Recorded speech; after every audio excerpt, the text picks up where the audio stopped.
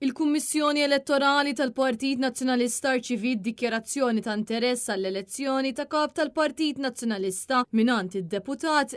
Borg, dikjarazzjoni li ddaħlet ant il-Kummissjoni l-4 filgħodu għal-ħabta tal-11:09. Il-Kummissjoni fi stqarrija fakret li skont kif jistipula l-Istatut tal-Partit Nazzjonalista, is-sejħa għall-espressjonijiet ta' interess għal din il-kariga tibqa' miftuħa għal 7 ijiem sa nhar il-Ħadd 29 ta' Ġunju fis-satejta wara nofsinhar, dan skont kif imħabbar nhar il-Ħadd li għadda wara li l-Kunsill Ġenerali tal-Partit Nazzjonalista nieda il-proċess uffiċjali brabta ma' din l-elezzjoni għal ħatra ta' kap tal-Partit Nazzjonalista. Wara li tefa l-espressjoni ta' interess f'kummenti mal-medja, id-deputat tal-Partit Nazzjonalista Borg tkellem dwar il-karriera politika tiegħu u fakkar li fl-2024 ħafna qawċin ta' kull età resqu lejn il-Partit Nazzjonalista. Dan fil-waqt li insista li huwa jixtieq ikompli bil-ħidma tiegħu sabiex ikun hemm bidla ġenerazzjonali. Fl-2024 propju s-sena l-oħra għawdex ġibna rebħa storika fil-Kunsilli u fl-Ewropa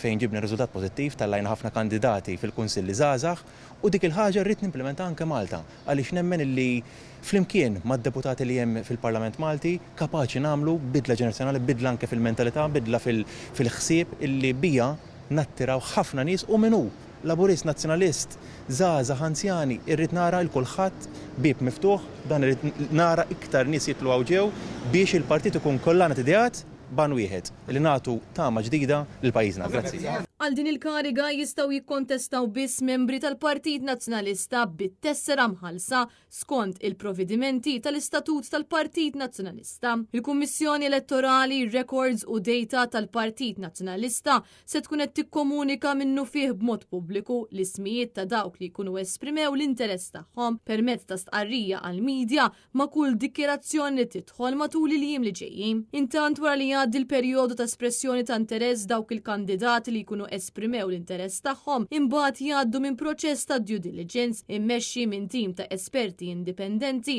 imqabbad mill-Kummissjoni Kandidati tal-Partit Nazzjonalista, proċess li jrid jitwettaq fi żmien ta' mhux aktar minn 6 ġimgħat.